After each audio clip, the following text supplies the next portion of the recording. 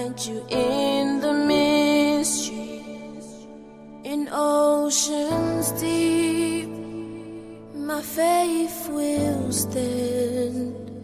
Seigneur, pour cette troisième journée de notre enseignement sur le principe biblique du combat spirituel. Nous avions dit, la vie de l'homme sur la terre, c'est la vie du combattant. Et à plus forte raison, la vie du chrétien. Lorsqu'on est enfant de Dieu, nous devons savoir que la vie dans ce monde, c'est une vie du combattant. Et nous sommes en train d'aborder le principe du combat, les principes bibliques du combat spirituel. Nous avions dit, le premier principe, ou bien la première base, c'est de comprendre le sens biblique du combat spirituel et dans les contextes pratiques. Ça, c'est la première base ou le premier principe fondamental pour un chrétien. Et la deuxième base ou le deuxième principe, vous devez comprendre, identifier les deux dimensions du combat spirituel, c'est-à-dire le combat avec Dieu et le combat contre le diable. Et aujourd'hui, nous allons parler du troisième principe ou de la troisième base.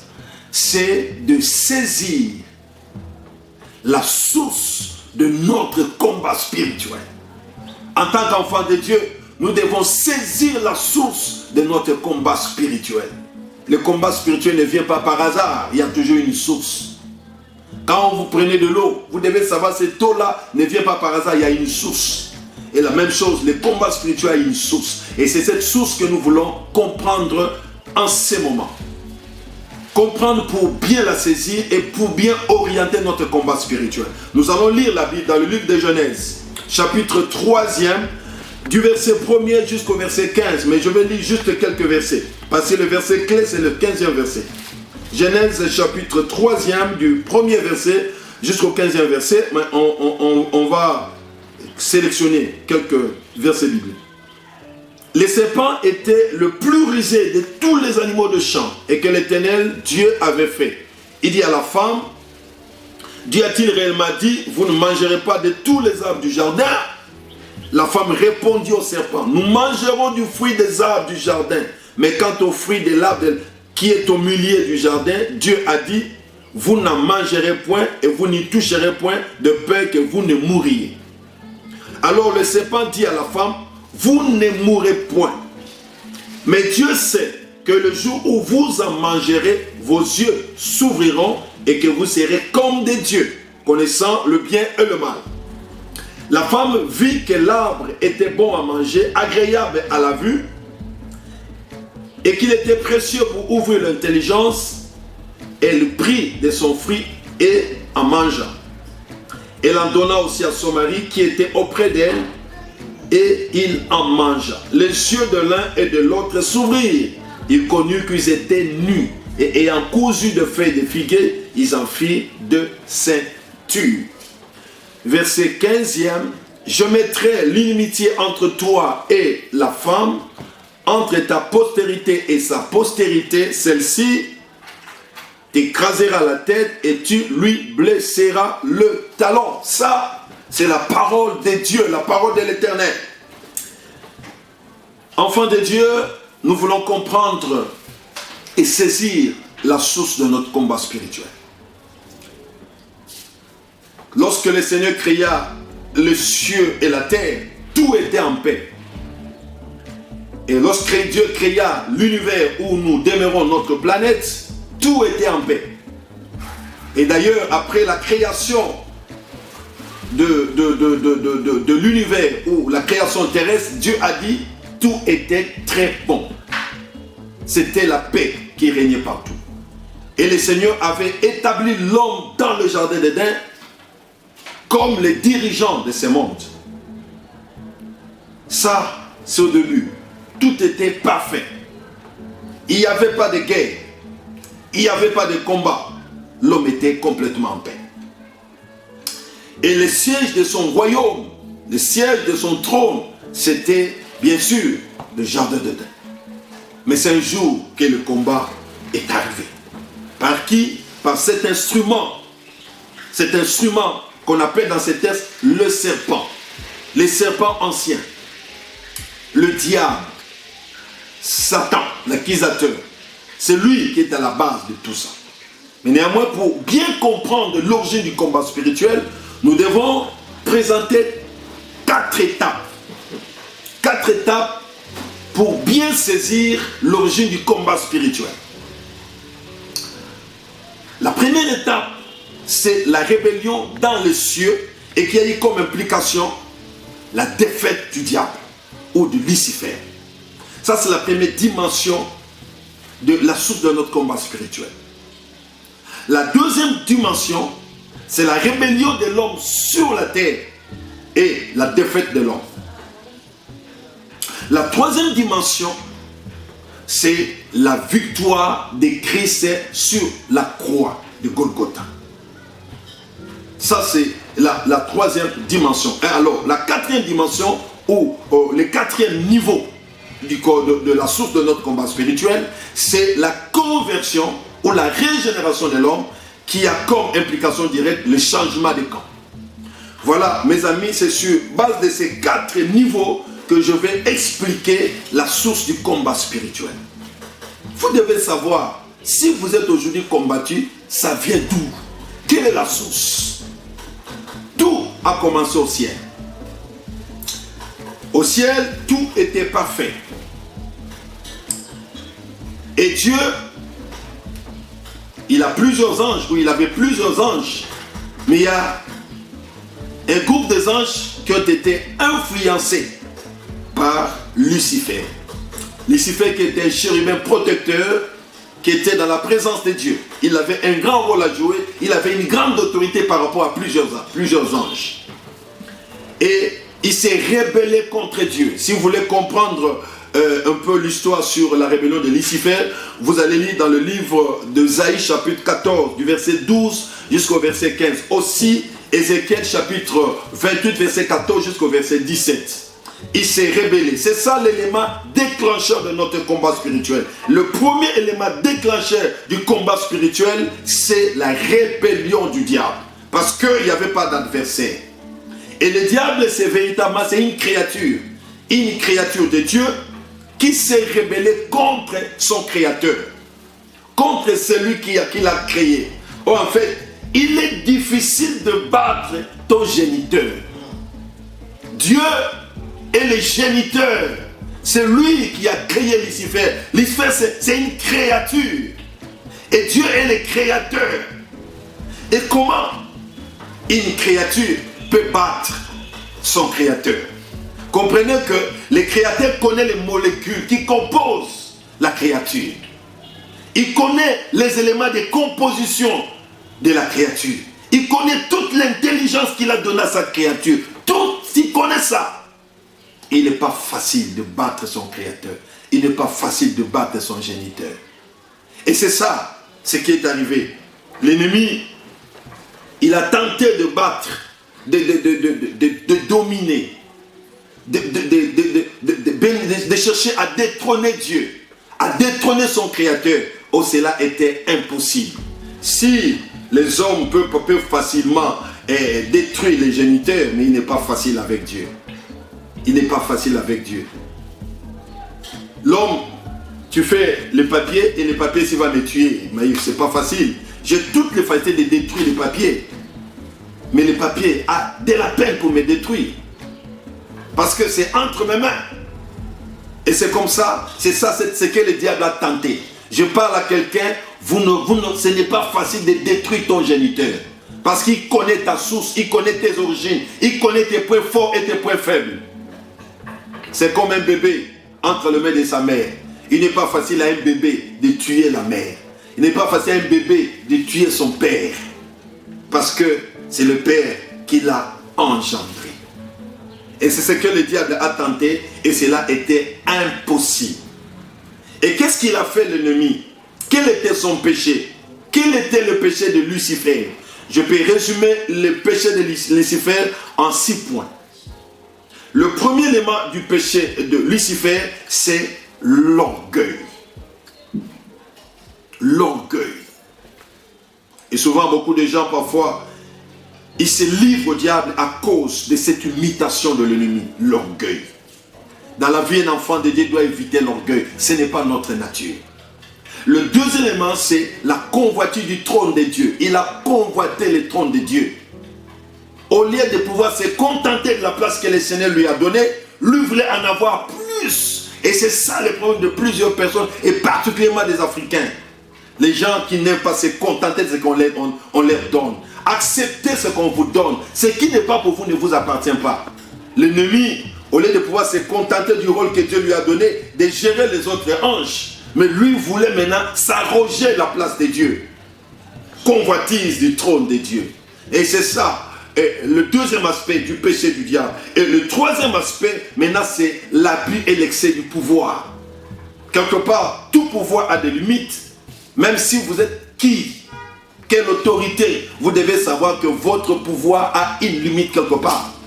Même si, prenons par exemple, vous êtes même chef de l'État, votre pouvoir a une limite. Quelle est la limitation? C'est la Constitution qui vous donne la limitation de votre pouvoir. Quelle est la limitation? C'est le peuple qui est la limitation de votre pouvoir. C'est la même chose. Le diable, Dieu lui a donné le pouvoir, mais ce pouvoir avait des limites. Quelle est la limite de ce pouvoir? C'est Dieu qui était la limite du pouvoir du diable. Mais lui voulait aller au-delà de Dieu.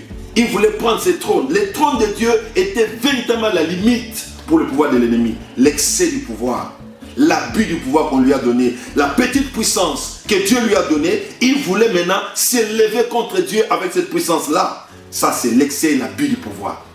La puissance que Dieu lui a donnée, c'est pour protéger le trône de Dieu, mais pas toucher ce trône. Laisse-moi vous dire, vous êtes collaborateur quelque part, il faut éviter les excès du pouvoir. Restez là où on vous a établi, n'allez pas au-delà. Restez dans les limites que Dieu vous a assignées.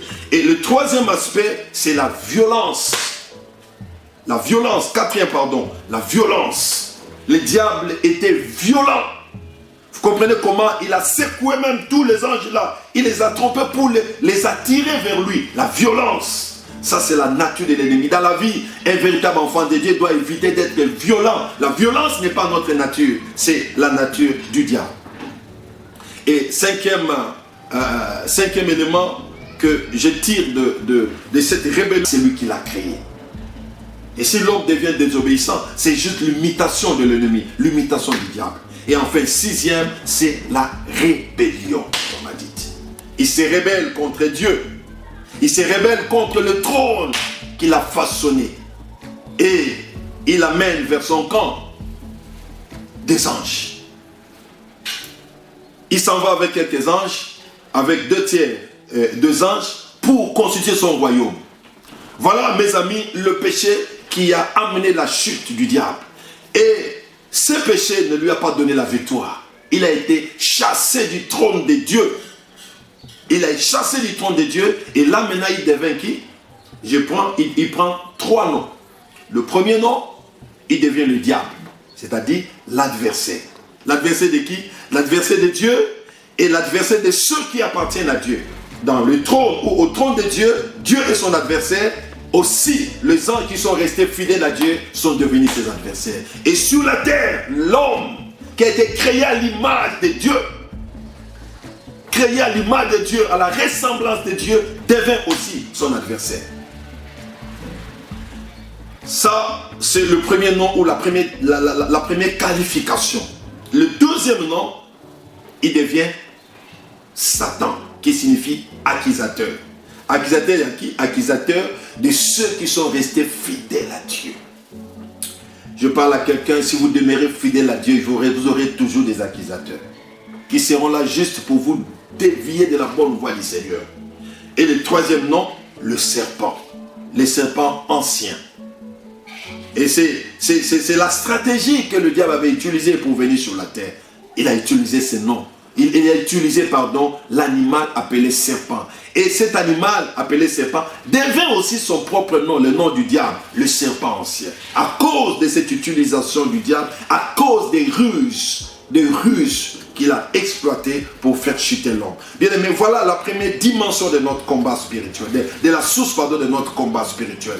Dans le combat spirituel, la première source, l'élément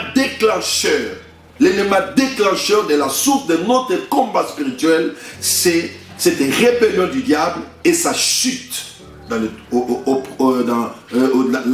chute auprès de Dieu. Et c'est là, je demande à tout enfant de Dieu, lorsque vous avez une alliance avec un homme élevé, je vais vous demander de protéger, de garder cette alliance. Rassurez-vous, ce n'est pas facile de renverser la personne que Dieu a élevée. Et si c'est Dieu qui l'a élevée, vous aurez beaucoup de peine pour les renverser. Gardez les bonnes relations, gardez les bonnes alliances, ça vous aidera à devenir plus grand demain. Ça, c'est le premier élément. Et le second ou le deuxième niveau de la source de notre combat spirituel, c'est la rébellion sur la terre et la défaite de l'homme. C'est le texte que nous venons de lire dans le jardin d'Éden, où l'homme régnait, où l'homme dominait, où l'homme était dans la présence de Dieu. L'homme n'a pas voulu. Il a préféré écouter l'ennemi. Le diable qui a perdu sa place dans la présence de Dieu a été chassé du trône de Dieu. Et comme il était chassé du trône de Dieu, il doit chercher où peut-il avoir du pouvoir, où peut-il exercer l'autorité. Il avait besoin de la sphère où il doit régner. C'est comme ça que le diable est descendu sur la terre. Descendu sur la terre pour séduire l'homme. Alors que l'homme a été établi sur la terre comme un roi. Dieu règne au ciel, l'homme règne sur la terre. Et le siège, je disais, de son royaume, c'est le jardin d'Éden. Genèse chapitre 2, verset 15. Dieu le plante dans le jardin d'Éden pour les garder et les cultiver. C'est comme la capitale de son royaume, le jardin d'Éden. Il doit régner sur toute la terre. Toutes les créatures de Dieu sont sous le pouvoir de l'homme. Il vient, il passe par la femme, il utilise la ruse. Et l'instrument que le diable utilise, c'est le serpent. Le serpent, l'instrument que le diable a utilisé. Et quel était l'objectif? C'est de récupérer l'autorité que Dieu a donnée à l'homme. Récupérer le pouvoir. Récupérer le trône que Dieu a donné à l'homme. Ok, au lieu que l'homme règne sur la terre, le diable cherche à régner parce qu'il avait perdu le règne au ciel. Et c'est comme ça, par la chute de l'homme, la chute d'Adam et Ève, le diable maintenant a récupéré l'autorité. Et c'est pourquoi la Bible dit, nous sommes de Dieu, mais le monde entier est sous la puissance du malin. 1 Jean chapitre 5 verset 19. Le diable avait récupéré l'autorité le jour où l'homme avait chuté. Le jour où l'homme avait désobéi au Seigneur, il avait perdu le pouvoir. Et c'est le diable qui est devenu maintenant le roi de ce monde. C'est pourquoi la Bible l'appelle le prince de ce monde. Pourquoi? Parce que l'homme avait perdu l'autorité et c'est lui qui s'est arrogé de l'autorité pour régner sur ce monde et sur cette terre. Ça, c'est le deuxième niveau de notre combat spirituel. L'autorité a été dépouillée et le diable maintenant prend la domination de ce monde. Troisième niveau de notre combat spirituel, c'est la victoire de Christ sur la croix. C'est ça la victoire de Christ sur la croix. C'est vrai, au deuxième niveau, cette rébellion de l'homme a entraîné notre défaite. Quelle est la conséquence? Comme l'homme a chuté, il est resté sous le pouvoir du diable, sous le pouvoir de l'ennemi. C'est le diable maintenant qui dirige l'homme, qui dirige le monde, qui dirige le monde. Et quel est le monde? Le monde sans Dieu, le monde incrédule. Et c'est au troisième niveau, nous maintenant en tant que chrétiens, nous nous retrouvons dans cette source. La victoire de Christ sur la croix de Golgotha. Et sa victoire implique la victoire des chrétiens. Et c'est là le texte de Genèse chapitre 3, verset 15. Je mettrai l'inimitié entre toi et la femme, entre ta postérité et sa postérité. Celle-ci t'écrasera la tête et toi, tu lui blesseras les talons. Dieu s'adresse à qui? Dieu, il s'adresse directement au serpent. C'est-à-dire directement au diable. Parce qu'il a cru gagner le combat. Comme l'homme est tombé sous son pouvoir, il a cru gagner définitivement le combat. Or, c'était faux. Je parle à quelqu'un. Les diables peuvent te combattre, mais la finalité, tu les gagneras, surtout lorsque tu es en Christ. Il a cru gagner le combat. Or, ce n'était pas encore la victoire. Et Jésus lui parle clairement. Moi, Dieu, je mettrai l'unité entre toi et la femme. Et quand Dieu est en train de parler au serpent, Adam et Ève sont là, en train de suivre ce que Dieu est en train de dire au serpent. je mettrai l'inimitié entre toi et les serpents. La postérité de la femme t'écrasera la tête. Et toi, tu le blesseras les talons. Et dans ce texte, je relève 3 choses importantes. La première chose, c'est l'inimitié qui se crée entre la postérité du serpent et la postérité de la femme. En d'autres termes, l'inimitié qui se crée entre les enfants du diable et les enfants de Dieu. Nous sommes dans un monde où il y a 2 camps. Même si nous marchons, même si nous vivons, nous devons savoir, nous sommes dans un monde où il y a 2 camps. Il y a le camp de Dieu, il y a le camp du diable. Il y a le camp des enfants de Dieu, il y a le camp des enfants du diable. Entre nous deux, entre les 2 camps, il y a une ligne de démarcation. Entre les 2 camps, il y a l'inimitié, il y a un mur qui nous sépare. Et comprenez, vous pouvez vivre à côté d'un sataniste, vous risquez de croire que c'est votre frère sur le plan physique, sur le plan charnel ou bien sur le plan sanguin. Mais laisse-moi te dire, parfois sur le plan spirituel, c'est la personne qui détruit ta vie. Nous sommes de 2 camps, de 2 royaumes différents. La postérité du serpent, Jean-Baptiste appelle race des vipères. Et le Seigneur Jésus utilise la même expression, race des vipères. Ça, c'est la postérité du serpent. La postérité de la femme, c'est la lignée glorieuse. La lignée glorieuse qui avait commencé avec Abel, mais qui a été détruite par celui qui était la postérité du serpent, Caïn, et qui a repris vie avec Seth. Et ça a continué avec Noé.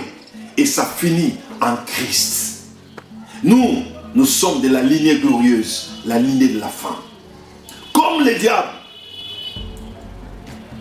avait fait chuter l'humanité au travers d'une femme qu'on appelait Ève. Et Dieu relève l'humanité au travers toujours une femme qu'on appelait Marie.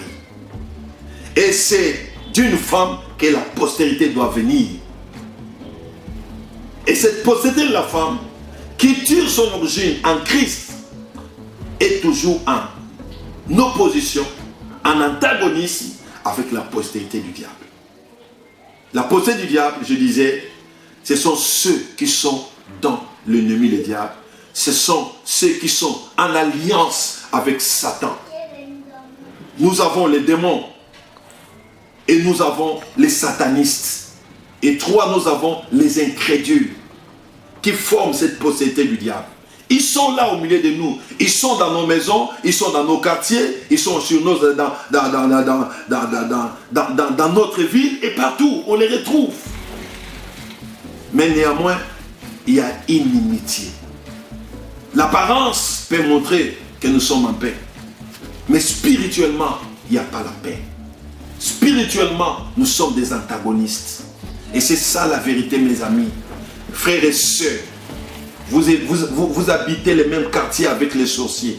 Vous habitez la même maison avec les satanistes. Vous travaillez dans une même entreprise avec les satanistes. Rassurez-vous, ces gens-là ne sont pas vos frères et sœurs.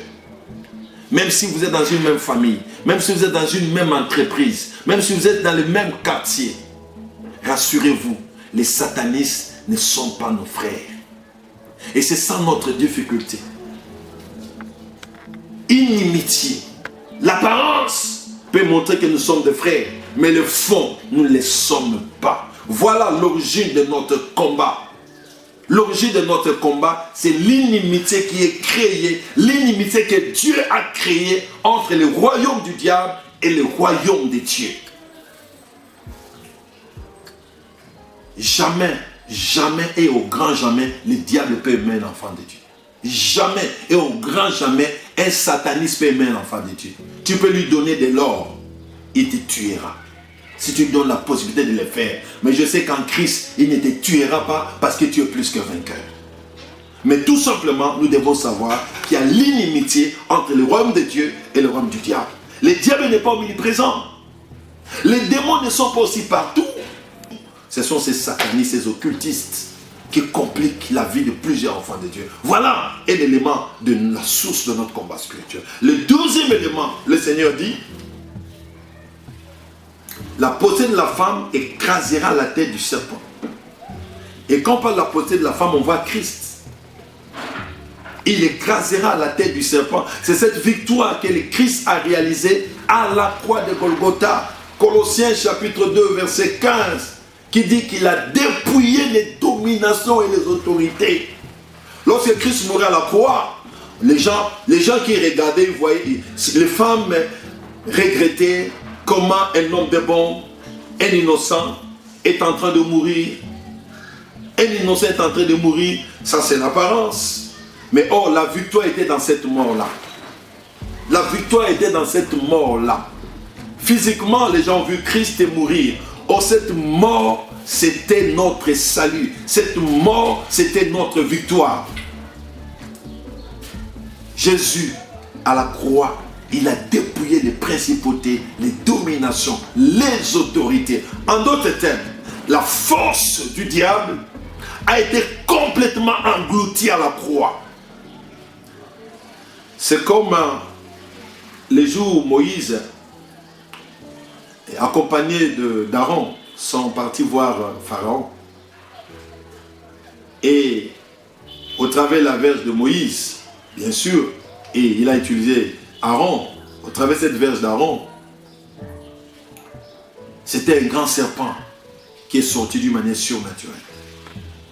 Et du côté aussi de Pharaon, il a utilisé ce magicien. Pharaon, symbole du diable. Le magicien, symbole des occultistes, des satanistes, de la postérité du serpent. Il a utilisé ces magiciens qui ont fait sortir aussi plusieurs petits serpents. Et qu'est-ce qui est arrivé? Le serpent de Moïse a englouti, a avalé tous les serpents de Pharaon. C'est une manière de dire. Lorsque l'ennemi nous combat, il sera toujours englouti. Ce qui s'est fait ces jours-là, c'est ce que Christ avait fait à la croix. Toutes les puissances, toutes les autorités du diable ont été englouties, ont été dépouillées. Satan qui se voyait général, ces jours-là était devenu un caporal, quelqu'un sans grade. Parce qu'il a été dépouillé, les galons ont été enlevés. Et tous ces princes, tous ces lieutenants, ces colonels ont été dépouillés sans grade. C'est vrai pourquoi? Parce que la puissance que le diable utilise venait de Dieu. Et Dieu, en tant que l'autorité et tout, il était capable de briser cela. Je parle à quelqu'un, le diable peut te combattre, mais la source de notre victoire, la source de notre combat, c'est la croix. Là où il a été vaincu. Si le diable était combat, parce qu'il a été vaincu à la croix, dépouillé de ses pouvoirs. Et Christ a vaincu ces combats de la croix. Les puissants du diable ont été complètement dépouillés. C'est comme ça il rôde comme un lion, mais il n'est pas le lion. Parce que toutes ses forces ont été anéanties. Voilà, mes amis, le deuxième élément qui relève ce texte. Et le troisième élément, il dit, il t'écrasera là, lui te blessera le talon. Le diable va blesser le talon de la postérité de la femme. Le talon, c'est la partie inférieure. La partie inférieure. Dans la stratégie de Dieu, il faut que la partie inférieure de Christ, de la postérité de la femme, soit touchée. Quelle était la partie qui était inférieure en Christ? C'était le corps, c'était l'humanité. Waouh, c'était l'humanité. Il a blessé les talons de Christ, il a touché la partie humanité, la partie humaine de Christ. Et c'est comme ça la mort pourrait se justifier à la croix, Christ mourir. C'est comme ça Christ a été blessé. Le sang a coulé.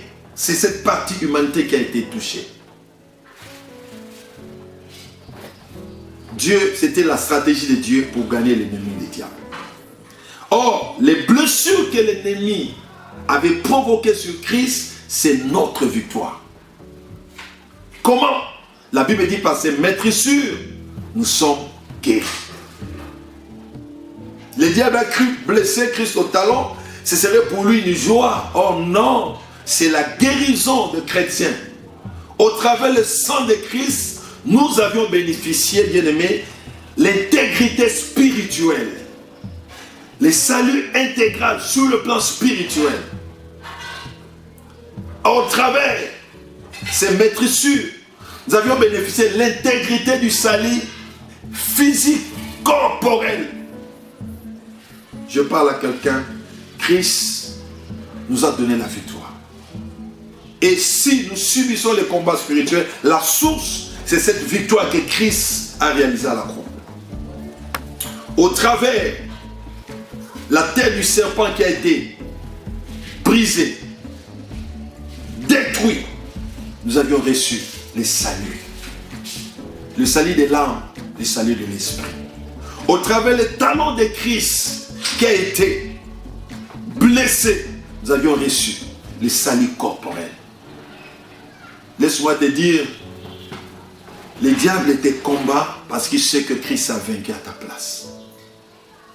La source de notre combat spirituel, c'est cette grande victoire que Christ a réalisée à la croix. C'est la source de notre combat spirituel. Jésus a détruit. Il avait brisé sa tête, mais lui a seulement blessé les talons. Ce que je comprends, le diable ne peut jamais te toucher à la tête. Jamais. Jamais. Jamais. Il ne peut jamais te toucher à la tête. Jamais. Il touchera le pied, mais pas la tête. Ou s'il touche le pied, il doit savoir que je finirai par le piétiner. Nous allons marcher sur les serpents. Nous marcherons sur les scorpions. L'ennemi, Dieu ne lui a pas donné le pouvoir de toucher à ma tête. Dieu ne lui a pas donné le pouvoir de toucher à mon intelligence. De toucher à mon intelligence. Jamais. De toucher à ma vision. De toucher à ma direction. Mais s'il touche au pied, mais il doit savoir, je finirai par l'écraser. Pourquoi? Parce que Dieu ne lui a pas donné le pouvoir de toucher à la tête. Et c'est ça ma victoire. Ma victoire en tant qu'enfant de Dieu, c'est de savoir que je suis tête haute. Et jamais le diable, Dieu lui a donné le pouvoir de me rabaisser la tête. Il ne le fera jamais. Et dans votre vie, marchez avec foi. L'ennemi peut vous combattre, mais il ne touchera jamais à votre vision, ne touchera jamais à votre direction, ne touchera jamais à votre intelligence, ne touchera jamais à votre manière de faire. Dieu sécurise votre vision. Dieu sécurise votre intelligence. Dieu sécurise votre avenir. C'est la tête qui dirige tout. Voilà le troisième niveau de notre combat spirituel. Le troisième niveau, de la source de notre combat spirituel que nous devons saisir. Et le quatrième niveau, j'avais dit, c'est notre conversion qui a comme implication le changement de camp. En tant qu'enfant de Dieu, lorsque nous avions crié en Jésus-Christ comme Seigneur et Sauveur, nous avions changé de camp. Hier, nous étions la postérité du serpent. Aujourd'hui, nous sommes la postérité de la femme. Nous sommes la postérité de Christ. En tant que tel, le diable ne peut pas accepter que nous soyons libres. Il cherchera toujours à nous provoquer. Il cherchera toujours des conflits contre nous. Ce sont des conflits que nous ne sommes pas à la base. C'est l'ennemi d'abord. Souvenez-vous d'Israël, quand il sortait de l'Égypte pour aller à la terre promise. La Bible dit Amalek vint à la rencontre d'Israël. C'est souvent le diable qui nous provoque. Parce que nous avions changé de camp. Nous ne sommes plus dans son camp. Ton combat, c'est parce que tu as changé de camp. Ton combat, parce que tu as cru à celui qui l'a vaincu à la croix. Ton combat, parce que tu as crié en Jésus-Christ. C'est ça l'origine de ton combat spirituel. Parce que tu as crié en Jésus-Christ. C'est comme ça que vous allez constater parfois dans une famille. Vous constaterez que tel, il marche dans la crainte de Dieu, mais parfois le mariage est difficile pour lui. Mais l'autre est là. Bon, c'est une païenne, mais le mariage est plus facile. Vous dites, mais qu'est-ce qui ne va pas? Moi, je crains Dieu. Mais je ne marie pas facilement. Ma soeur, d'ailleurs, elle a mis au monde en désordre. Maintenant, c'est elle qui se marie facilement. Rassurez-vous que l'autre est là, elle est païenne, mais toi, tu es enfant de Dieu. C'est toi qui es combattu par l'ennemi. Vous allez constater parfois, dire, qu'est-ce qui ne va pas dans notre famille? C'est l'autre là, c'est un païen, mais il a beaucoup d'argent. Moi, je crains Dieu, je marche avec Dieu, mais je prends l'argent difficilement. Mais sache que lui n'est pas combattu par le diable, mais toi, tu es combattu. Tu es combattu parce que tu es enfant de Dieu, tu as changé de camp. Tu as un ennemi de taille, le diable. Bien que tu aies un ennemi de taille, mais je te rassure que tu as aussi un grand combattant. Tu as un grand champion de taille. Et ce grand champion de taille, c'est Christ. Et je parle à quelqu'un, sur cette terre des hommes, nous devons savoir la source de notre combat à ces 4 dimensions. La dernière dimension, c'est les camps que nous avions changés. Tu as été avec des amis païens, vous restiez ensemble, vous mangez ensemble, vous vivez ensemble. Mais aujourd'hui, il y a une distance de vie avec ces gens-là. Ils ne vous aimeront pas. Ils aimeront toujours que vous alliez avec eux dans les bars, dans les hôtels, etc. Mais quand vous aviez refusé de vivre, de mener cette vie-là, ce sont ces gens qui vont s'ériger en ennemis. Ils vont s'ériger en ennemis pour vous empêcher de vivre votre victoire, de vivre votre nouvelle vie en Christ. C'est ça le combat. Les mauvaises compagnies corrompent les bonnes mœurs. Quand vous n'êtes plus avec ces mauvaises compagnies, votre vie est exposée au danger. Voilà la source de votre combat spirituel. Pourquoi je suis combattu? La source c'est celle-là. Cette grande victoire de Christ est l'échec du diable, le changement de camp. Et tout ça, c'est comme ça, mais ça prend plusieurs facettes. Hormis ces aspects, qui sont des aspects généraux pour tout enfant de Dieu, chaque chrétien, d'une manière particulière, il a aussi ses sources particulières. Ça, nous devons savoir. Quand nous lisons l'histoire dans le livre de Jean, chapitre 9, du verset 1er, l'histoire de l'aveugle né. Les disciples ont posé la question à Jésus. Cet homme est devenu aveugle. Pourquoi? Il a péché ou ce sont ses parents? Jésus répond. Il dit ce n'est ni les parents, ni lui, mais pour que la gloire de Dieu soit plus. Cette question, Christ a permis que la question soit posée. Mais je me dis, comment quelqu'un peut naître aveugle et commettre un péché? Ça n'a pas de sens. Mais tout simplement, ce que j'ai compris, c'est quoi? Le Seigneur avait permis que la question soit posée pour donner un enseignement. Pour dire quoi? Que l'homme, dans sa vie, peut connaître des difficultés qui peuvent être soit de la source personnelle, soit de la source héréditaire, aussi d'une source divine. Et je peux encore les plus loin ajouter une quatrième, d'une source occulte. Et bien de personnes aujourd'hui, ils sont en train de subir cette difficulté dans leur vie, soit la source est personnelle, ses faiblesses, ses erreurs, sa vie du péché, à la base d'un combat spirituel. La source peut être héréditaire, sa famille, les origines de sa famille, à la base de son combat. Vous êtes né dans une famille plongée dans la sorcellerie, plongée dans l'occultisme. Vous avez grandi avec l'argent de l'occultisme. Comprenez? Votre vie est exposée au combat. Et quand vous devenez enfant de Dieu, mais ces gens ne vont pas vous lâcher. Vous avez le même sang, mais vous n'avez pas le même esprit. Et cela peut être occulte, comme je dis, là c'est juste des attaques. L'ennemi attaque. Vous n'avez pas commis. Ce n'est pas un problème du péché personnel. Ce n'est pas aussi un problème héréditaire, mais vous êtes attaqué. Pourquoi? Parce que vous avez quelque chose que le diable cherche en vous. L'ennemi ne vient que pour égorger, pour dévorer, pour voler, pour détruire. Il a trouvé en vous quelque chose d'important. La source occulte, floue. Vous cherchez la faute, il y en a pas, c'est une provocation du diable. Mais lorsque c'est Dieu, c'est juste une épreuve de la foi. Un enfant de Dieu, voilà comment vous pouvez saisir et identifier la source de votre combat spirituel. Je veux que vous puissiez prendre conscience. D'une manière générale, j'ai expliqué le 4 niveaux de notre combat spirituel qui a commencé par la chute à la croix. Pardon, qui a commencé par la chute du diable au ciel et qui est descendu sur la terre par la chute d'Adam dans le jardin d'Éden et qui est arrivé à la croix par la victoire de Christ à la croix de Golgotha et qui arrive vers nous parce que nous avions cru en celui qui a vaincu le diable. Et à nous, d'une manière personnelle, nous devons savoir que nous pouvons trouver aussi parfois quelques sources très particulières qui peuvent être juste purement personnelles par des erreurs que j'ai commises dans la vie. Cela peut être aussi par des sources héréditaires, une situation purement familiale que j'hérite, parce qu'on hérite dans une famille non seulement les actifs, aussi les passifs. Et cela peut être aussi occulte, des provocations de l'ennemi qui veut juste avoir quelque part. Et cela peut aussi être une épreuve de Dieu.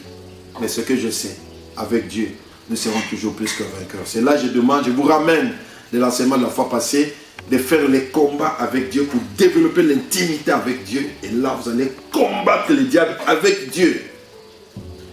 et vous l'écraserez. Que Dieu vous bénisse. Seigneur, merci pour cet enseignement.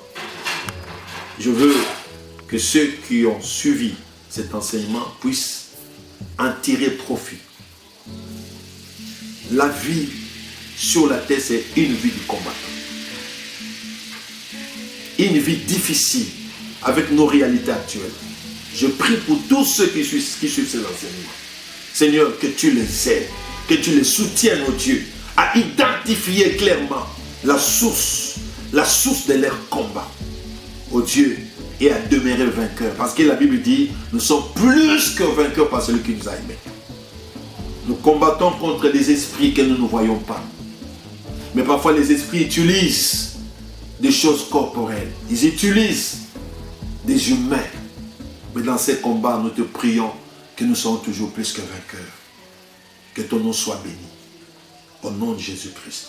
Amen.